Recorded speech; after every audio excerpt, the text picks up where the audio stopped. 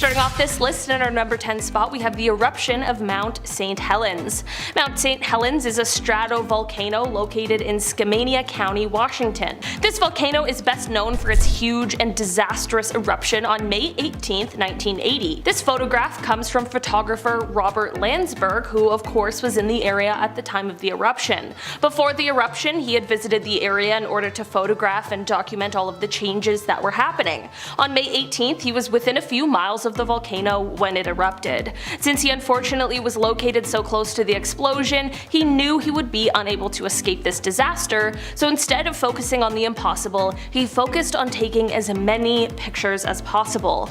Robert was obviously incredibly brave and dedicated, but also very smart. After snapping as many photos as he could, including this one, he then secured his camera in his backpack and covered his backpack with his body. He knew he was unlikely to survive, but wanted to make sure that these photos did. His body was found 17 days later with his backpack still underneath him. His film was of course developed and has provided geologists with some really valuable insights with his close documentation of the eruption. In our number 9 spot today, we have the core. This photo shows a physicist named Harold Agnew, and while this looks like a relatively normal, non-threatening photo, what he has in his hand is truly devastating. Harold is holding the nuclear core of what was nicknamed the Fat Man atomic bomb. This means that Harold is holding the nuclear core of the atomic bomb that was later dropped on Nagasaki in 1945. The immediate blast of course took many lives, but so did the long-term effects of the bomb, like radiation illness and that sort of thing. It's crazy to look at a photo like this because it seems just so perfectly normal when he literally has a life-changing, world-ending device in the palm of his hand. Also, I don't think I could ever hold something like that. Not only would I just not want to, but I would just be so afraid that something was gonna go wrong. In our number 8 spot today, we have the Challenger crew. This is a photo that was taken of the clearly very excited Challenger crew as they walked down the ramp ready to head off on their mission. The crew even included 37-year-old Krista McAuliffe, who was a high school social studies teacher. She had won a spot on this mission through a program with NASA called the Teacher in Space program, and she had trained diligently for months in order to be the first non-military person in space. On January 28, 1986, the Challenger mission proved to be fatal just 73 seconds after liftoff. 2 rubber O-rings failed because of the cold temperatures of the morning, and on live television, the world watched as the spacecraft broke apart and plunged into the ocean, sadly taking the lives of everyone on board. It is an absolutely tragic event made even more chilling by this final photo. In our number 7 spot today, we have the plague. This photo comes from the 19th century, from the third plague pandemic. This was the first time that the plague had spread to all 5 continents. While we now know something about what that might have been like, what we haven't had to endure are the doctors that dressed like this. This is a photo of the outfits and masks that plague doctors wore when they would come to your house to treat or diagnose you. The long beak-like noses of the masks are very creepy, but they were used to hold herbs and other nicely scented things because they believed that it would help ward off the bad air, which at the time is what they thought was causing the sickness. A pandemic certainly is bad enough. Thankfully, our doctors and nurses are just sticking to scrubs. In our number 6 spot today, we have the elephant's foot. This photo looks like it's just a big lump of nothing, but it's called an elephant's foot. Don't worry, at first I was a little worried too, but it has nothing to do with elephants and is only named that because of its appearance. This lump was actually created from the Chernobyl nuclear meltdown, and it is just a mass of corium and other materials that were in the core of the reactor. This elephant's foot was located in the steam distribution corridor, which is under what's left of the reactor.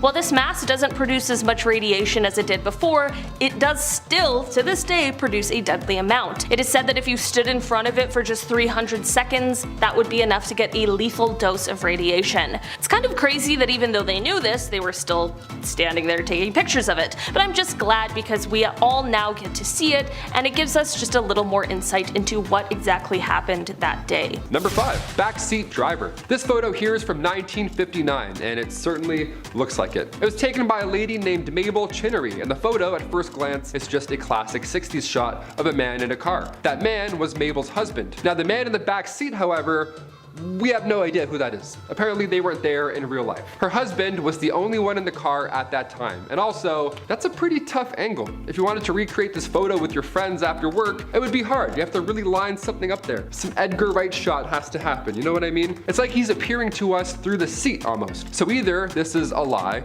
and there was indeed a man sitting in the back left seat, or like Mabel believes, this is her dead mother-in-law. Now, if she had said father-in-law, I'd think maybe it's a spirit, but this for sure looks like an older man with a collar, so we don't know. A lot of ghosts just like to hang around. Honestly, Mabel, just see a priest, just to be safe. Number 4, ghost pilot. Oh, this one gives me the absolute creeps. I'm hoping it's just a friendly ghost, but really, you never know. I never know. I don't know. I don't want anything to do with any ghost, but sometimes they're friendly, apparently. Any sort of spirit, I don't welcome. There, I said it. The ghost pilot is a photograph that shows a spirit from 1987, when a woman named Mrs. Sayer was visiting an airfield in England. So of course she did the tourist thing and she got a photo in the cockpit, as we all do. Especially now, if you're seeing Top Gun, I'd be like, yo, get a photo with me. But while you're sitting in there getting that tourist photo, do you ever think of who may have sat there before? It's kind of creepy, right? People swear the Titanic was a cursed ship and that spirits were responsible for the ship's bad luck. I personally believe it was the iceberg, but you know, I'm open. Next time you want to sit in the pilot's seat, look around for spirits. This image was developed and it appears somebody or something is in the helicopter with Mrs. Sayer. Yeah, nothing like finding out after, eh? Oh. Number 3.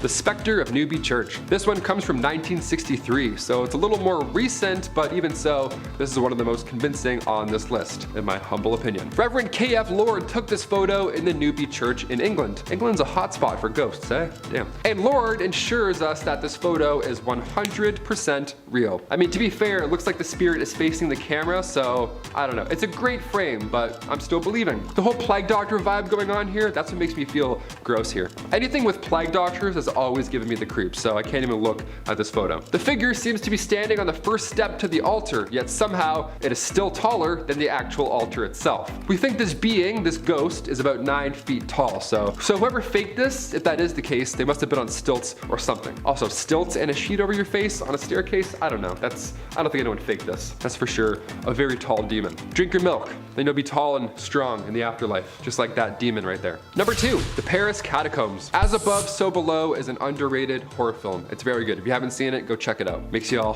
sweaty and not nice. In the movie, a team of explorers accidentally go too deep when exploring the Paris Catacombs, and in turn they have to face their own hellish nightmare. I'm not going to give anything away. Well, this is not too far-fetched, it seems. In what feels like a never-ending maze, the tunnels underneath Paris stretch for hundreds of miles. See, originally the tunnels were built for Paris stone mines, but near the end of the 18th century, it turned into something a little more haunting. Cemeteries at this point in history were starting to fill up, and I mean that in a literal sense, like bodies. It was gross. We didn't know what to do, right? Humans didn't figure out the cleanliness thing for a while, so bodies would be laying on the side of the road. So the solution here was to use these catacombs, right? These tunnels have been there for centuries, so you might as well put them to good use. And by good use, I mean arguably the scariest basement in the world. Just walls of skulls. What could possibly go wrong? So haunted. Never go in there, so haunted. Do you live in Paris? Have you seen this? Has anyone actually been down there? I want to hear your account. Comment down below, because that's a scary movie, man. That's really not great. And finally, number 1, Chernobyl. One of the greatest nuclear disasters ever in history. On April 26, 1986, reactor number 4 at the Chernobyl power complex exploded due to unstable and low power levels. Reactor 4 had been shut down a day before due to maintenance, and the next day at 1:23 a.m., radioactive debris compiled of fuel and reactor components just rained down all over the building. It's a nightmare scenario. Toxic fumes were carried from the wind, and after just 4 months, 28 workers had died due to radiation exposure. Eventually, they had to evacuate over 100,000 residents, and to this day, that zone is a no-go. Reactor 4 will stay highly radioactive for another 20,000 years, so no time soon. Let's not head back there anytime soon. Number 10, Russian Bigfoot caught on tape. The exact location of where this video was taken is still unknown. In fact, there isn't a ton known about this video at all, but what is known is that it was taken somewhere in Russia. That's about it. And people actually believe that it that captures the real Bigfoot, or one of the many Bigfoots out there. This is the Russian one. They got a Russian Bigfoot. What do we all think here? I wanted to start with one of the most insane videos I could find. I think I nailed it. How'd I do? I don't know. This one comment dives in further. The user says, the title of the original video was called Chichuna, but in Russian script. The creature hops, sometimes sideways like a lemur. Of course, lemurs have tails, which make that type of movement easier. And chichunas are sometimes described as having tails, but this creature doesn't appear to have one, does it? No, it looks like a blob of scariness. I don't even know. The original footage was in all Russian and claimed to have been shot in Siberia. It also featured a boy and a dog in the foreground who didn't appear to be all that concerned, but I still believe this footage to be genuine. That's one of the top comments, so you know someone did their research. Number 9, overnight visitor. Oh, this one definitely gives me the chills. I don't like it. This video was taken from a surveillance camera that was placed inside of a couple's home. Not outside, inside. This is scary, and I hope this never happens to anybody watching this video. The footage caught something while they were both asleep, and it's one of the creepiest things that I've ever seen. When the couple woke up the next day, they were unable to find a purse that they knew was in the home right before they went to sleep. So they decided to check their security cameras, and this is what they found. As they were sleeping, a man crept in and was so quiet that he didn't wake them or their dogs up. No, he stood at the top of the stairs watching them sleep for a few minutes, which just adds another layer of ew to this whole scenario. Yeah, always check those nooks and crannies before you go to sleep, I guess. Number 8, Titanic inspection card. This inspection card once belonged to a woman named Marion Meanwell. What could possibly be creepy about an inspection card, you ask? Well, it shows how Marion was not intended to be on the Titanic, but by some turn of events, she unfortunately found herself as one of the passengers that went down with the ship.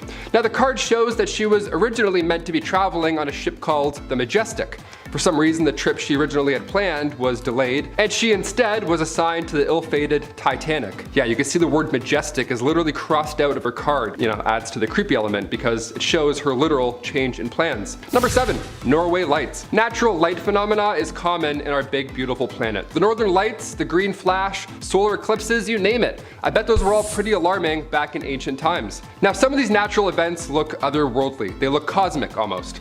Most of the time, there's an explanation waiting, but for the mysterious glowing orbs floating over Norway, the Halsdalen lights, as locals call them, we still need some answers. Scientists have been trying to gather research, and in 2014, after many impressive light shows, their best guess is a natural battery that charges underground and then emits this light show above. Maybe this has something to do with the reoccurring lights over Phoenix. Could be the same phenomena happening, who knows? Number 6, the cool time traveler. Do you believe in time travel? If your answer is no, maybe this next one, maybe it'll change your mind or keep you open to the concept. It's a common theme in movies, Back to the Future, Loopers, Avengers. Time travel plots are fun, but they're absolute nonsense. Or are they? When we see a case like the Cape Scott story, we can't help but be intrigued a little bit. Time travel or not, this is an interesting photo. It comes from Ray Peterson's book, The Great Cape Scott Story. That book was from 1974, but the actual photo used in the book was taken over 100 years ago. And in the photo, it shows this modern-looking guy, rocking shorts, maybe jorts, who knows? He has messy morning surfer hair, dippity-doo, three-hold, you know, that kind of stuff. He doesn't look like he's from that time period at all. This also has happened more than once, like the time-traveling hipster. I don't know, I'm pretty sure it's my cousin. That looks like a guy I know.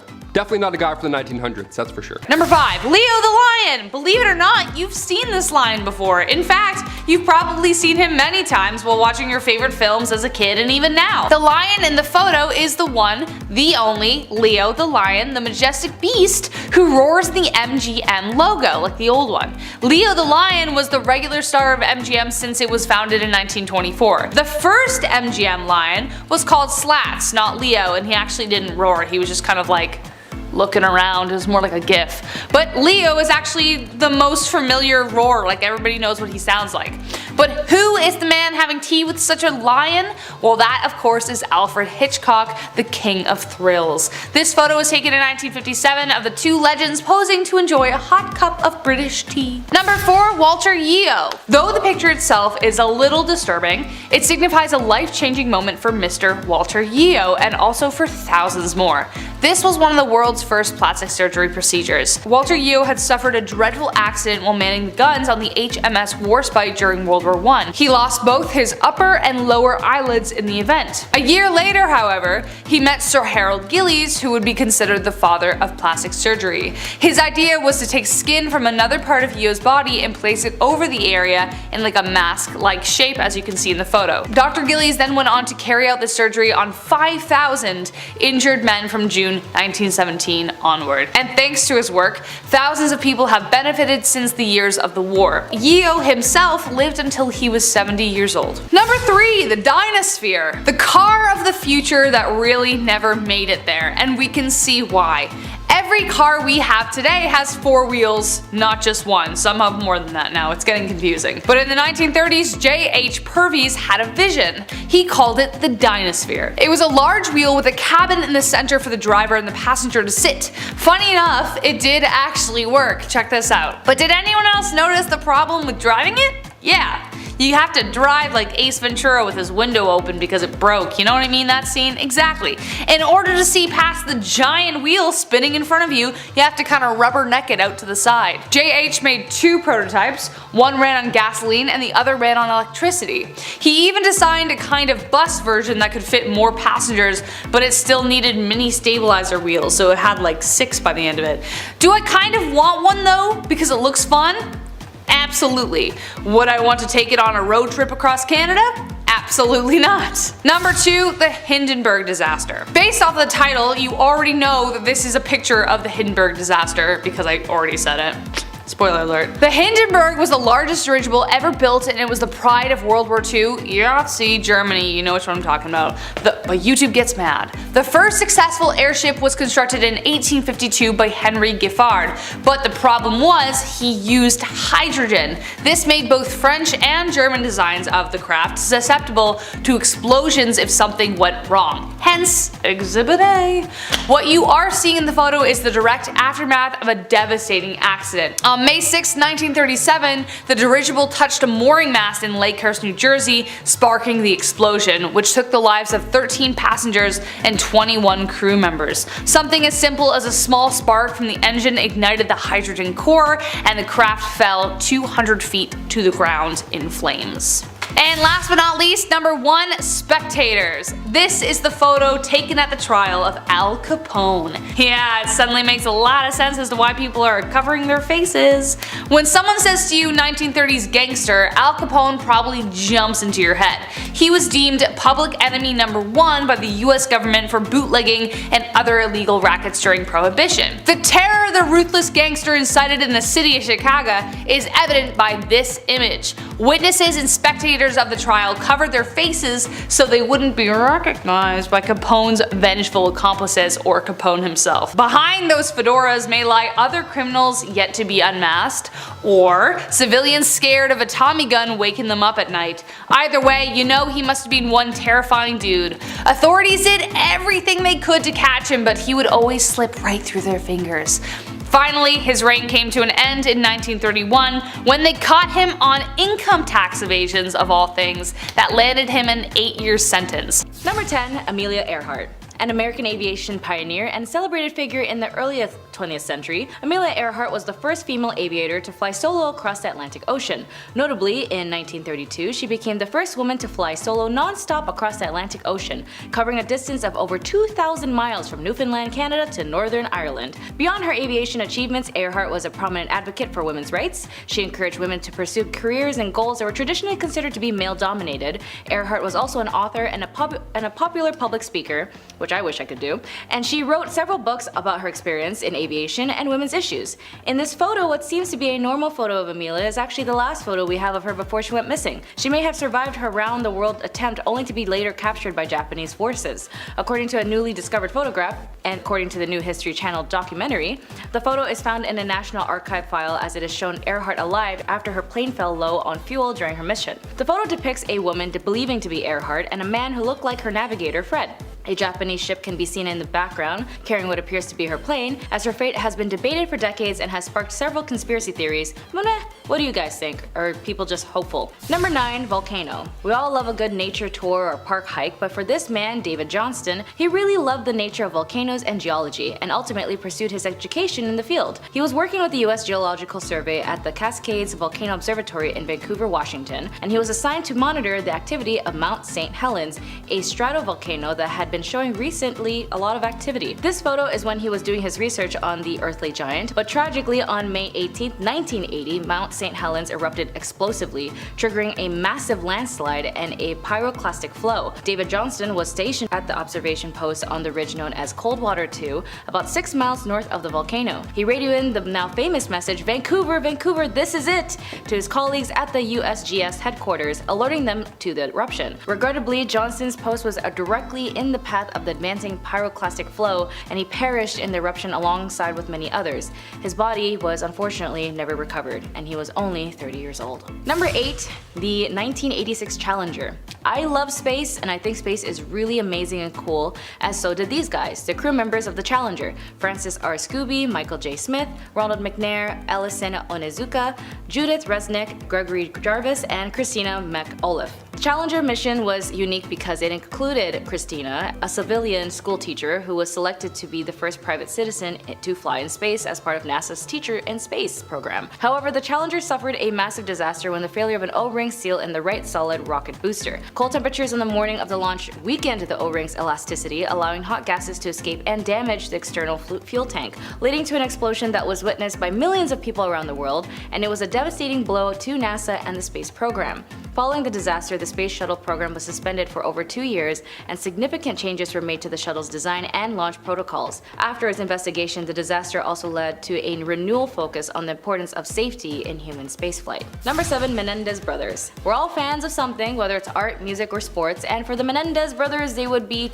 so excited to see that they happen to be in the photo card. But the most disturbing part of this photo is the fact that these two killed their parents before the photo was even taken. They went on a 6-month spending binge with their money. The case was so shocking to the media, including how after the deaths occurred, the brothers went to watch James Bond's License to Kill and tried to use it as an alibi. How a week prior their mother confided to her therapist that she was worried that her sons were psychopaths, and how one brother bought an entire chicken wing restaurant with the parents' money after they had passed away. Their father was an executive in the entertainment industry, and both went into private schools, and the older brother Lyle was briefly enrolled in Princeton. After 2 deadlocked juries, LA prosecutors retired the brothers in a courtroom that did not allow cameras, and the new jury found them guilty on 2 counts of the first degree. They were sentenced by the judge to life in prison. Number 6. Aquino. Filipino people have been known to fight resistance against imperialism and oppressors, as that seems to be all of our history to be composed of, and that is the truth. And for Ninoy Aquino, he was opposing threat as the political activist against the long dictatorship and assailant of the martial law, Ferdinand Marcos. He tried to run for president in 1973, but then Marcos declared martial law in 1972, preventing him to run. Benigno Aquino, or as we know by his nickname Ninoy Aquino, was imprisoned by the Marcos regime for speaking out against him, where he was locked in prison and tormented for 7 years. It wasn't until he suffered a heart attack did Marcos' wife Imelda allowed him to go to the United States to get treatment, only under the condition that he does not come back home to the Philippines. But Aquino knew that his love for the people and the Philippines was more important, as there were many people wrongfully prosecuted or just be found dead on the street for protesting against Marcos. He did plan to go back, and before he arrived to the Philippines, he warned reporters, "Hey, this might be the last time you ever actually speak to me," and he was right. In this photo was the photo before he left the plane out towards the Philippines airport. He kept saying he had a bulletproof vest on, but the assailant shot him in the head. There were countless reporters that day that knew something was going on, only for them to be all shocked to see his body on the ground. There's even footage of his assassination online, and his death sparked an outrage throughout all of the Philippines asking for justice. But of course, the United States always has to get involved in something, and they were able to get the Marcos family out of persecution from the very people he tormented and controlled for years. Oh look, it's the D-Bags Day Off! Camp staff! Check out this jolly-go-lucky group. They got the day off of work because the weather was nice for the first time in a long time. During the wartime, that must have been awesome, especially being young. Finally shirk responsibility, maybe go get a pint, have a picnic, hang out with each other, maybe get a a little frisky, lavishing in the sun. I'm done looking at them. In fact, I'm sick by having to look at them. When that group of people is gonna have lighted and silly summer fun on a day off, they're going back to their jobs at the camps of World War II to do exactly what you're thinking they would be doing for work when I say they work at the camps of World War II. And they enjoyed it. This wasn't one of those mandatory war jobs or excuses you can make up for following orders. These young adults, who may as well be the grandmothers, grandfathers, or great-grandma or pa of people even watching, chose to do this job and actively enjoyed it. So this is a good reminder it's not that far in the past, and these people most likely took lives shortly before or after this photo was taken. Did Halloween come early, or is it just Sylvester Claus? Yeah, so I chose this photo out of, trust me, like thousands of equally creepy ones because I feel it truly captures the what the bleep factor this holiday has. And they do it every 31st of December to 13th of January. The Sylvester Clausen of Ernach and the surrounding area Appenzell custom that is famous throughout Switzerland. The custom derives its charm from the unique blending of contrasts such as nature and art, mystery and tradition, harmony and anarchy. The Sylvester Claus that ushered the old year out and ring in the new. There are three types of these clauses: the beautiful, the ugly, and the pretty ugly. Common to all the clauses are bells in various shapes and sizes that they wear on their bodies. Their rituals begin in the early morning each day. The various schuppel meet at the village square before each group goes its own way. A group will pull up in front of your house, then hop around and jump up and down to make the bells ring, and then they start yodeling at you. You listen to the yodel, they say Happy New Year, give you some cash, some liquor you have to drink from a straw, and then they just leave. Dark backstory gossip, however, in times of poverty and hunger, which afflicted the region frequently, Clausen was a way to earn a little extra money, and in the 1930s, what was known as Belchel Claus, aka the Beggar Claus, began to appear on the streets. Essentially homeless Santa Clauses, but Santa looked like that. As a result, the influx of beggars in the Claus Guide resulted in heavy restrictions, and in the 1950s, the custom had nearly died out. It's only thanks to the initiative of individuals in the 1970s that this got to come back and enjoys enormous popularity today. Somebody come get their creepy uncle. Cannot tell me this isn't the energy this photo gives. Creepy uncle. The woman is unidentified, but definitely a follower to be able to handle that guy's BO and greasy hands on her. It was taken of the Children of God leader, David Berg. This group started in 1968 in California after Berg claimed God himself had gifted him with prophecies. In reality, Berg started making extreme demands of his followers, give up their money, worldly possessions in exchange for limited outside access, horrible cramped living conditions, brainwashing, and would make this group famous for really bad reasons I can't and would rather not get into. Former members of COG have been outspoken about the childhood they suffered growing up in the communes. Actress Rose McGowan, the most famously outspoken, published her story of 9 years in the group. Actors Joaquin and River Phoenix, also raised in the cult, had it harder than Rose, and that trauma plagued River especially. He was actually the original heartthrob of the 80s and 90s, a role, fun fact, DiCaprio only managed to take once River's substance addiction caused by his traumatic childhood unfortunately took his life. So more of an unfun fact, but the matter stands that River painted the way for DiCaprio, and this psycho ruined a lot of people's lives. Have you ever seen a photo you can feel? Before you see the photo itself, you're gonna learn about the man in it. So, Joseph Goebbels, a National Socialist politician and propagandist who held multiple high-rank roles in the Yahtzee party. As a party chief for Greater Berlin, 1926 to 45, Reich leader of propaganda, 1929 to 45,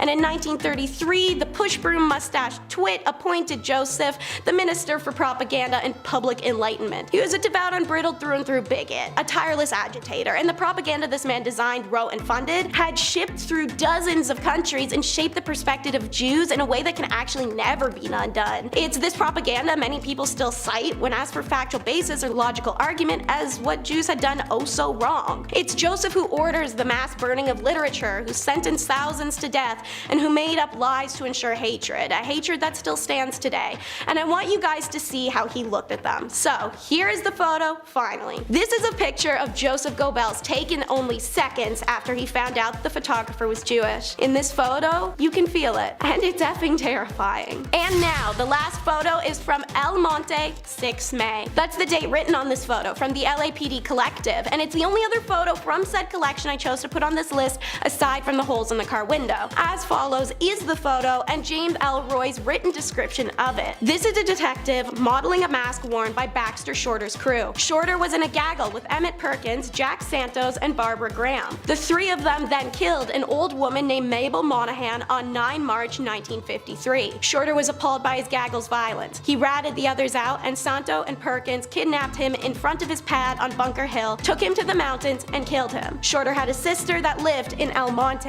and they were hunting through it for evidence. This mask was in her pad. James Elroy. If Mabel Monahan's former son-in-law Tudor Scherer hadn't been a Las Vegas gambler, the 60-year-old widow probably would have never been killed. Also, if she didn't stay friends with him after he divorced her daughter, that'd probably have helped. But she did, and people found that weird. So there had to be something at play, right? Maybe Scherer trusted her so much he stored his 100 grand floats there. Ex-cons Emmett Perkins, John True, and Jack Santos think that, and they plan to take it. Barbara Graham joins the group to be their key into the door. Mabel takes a while to open up, but Barbara persuades her with the story of a broken down car and pleas for the phone. Mabel was reluctant, but the young woman was alone, and the widow knew firsthand how scary it could be for a woman to be on her own at night, so she let her in. And in comes John True, Jack, Emmett, wearing rubber masks. We're gonna take a pause. Ladies and female presenters, our own sex does not guarantee our safety, and you can't predict anyone's intentions. Please trust your gut if it says don't open that door. Mabel is struck on the head, left gagged and bleeding in the hallway. The group ransacks her home for a safe that never exists and panic when there is none, so they just leave her there. Mabel is dead for 2 days in her home before she's found. The investigation into the slaying of the Burbank widow began, and it was a long one, filled with drama. In the end, the four are charged with conspiracy to commit burglary, robbery, and M-word on June 3rd, 1953, in the death of Miss Mabel Monahan. First up is captured in a card. Alrighty, so you see this basketball card here. So centered, we've got Mark Jackson back in '89 playing a Knicks game, but over here in the far left background, we have familiar faces of Lyle and Eric Mendez. In 1990, the Mark Jackson NBA Hoops card went into circulation, a year after the two Mendez brothers depicted in the background killed their parents for life insurance in August of 1989. The brothers claimed a massive payout that allowed them to live a luxurious lifestyle, spending money on expensive watches, clothes, and cars. Among the items that they bought were tickets to a basketball game at Madison Square Garden, where they would eventually be immortalized on an NBA card. To make it a little creepier, logistically, this moment captured would have been between when they killed their parents and when they were arrested. Speaking of sports, there's such a thing as the wrong time to cheer, which is our next photo. See, this is Mike Hawthorne and Ivor Bueb celebrating with champagne after winning the 24H Le Mans. Look at the revelry and the glory between these men. Those around them have a completely different vibe, however. We've got an arrangement of meme expressions going on here. Homeboy in the back holding the book is giving a hell of a judgmental side eye, and we have a signature auntie are you serious expression going on. See, while these men are ecstatically celebrating their win, what isn't captured in this photo was that the raceway was covered in ambulances and fire trucks. Hawthorne had driven an opponent off the track, and the resulting accident killed 84 people, most of which were spectators. Videos of this event on YouTube are kinda insane to watch, not even because of the crash or the arrogance of the winners, but the announcer is so painfully cheery it's out of place, using an old-timely projection system to shout, "Oh, women and children are dying, whole families are wiped out, but most of the finishing cars were British, a fine achievement in this abhorrent tragedy." It feels like a fever dream. Mountain climb to heaven is next. Because if you climb Mount Everest, let's be realistic, all you're doing is making your inevitable trip to heaven a little shorter of a distance upwards, giving yourself and the creator a little shortcut, you know? Alright, so this photo has the same visual quality as some loosely scattered cat litter, but I'm sure you can make out that we've got these silly little tents here. Man, look how far tents have come.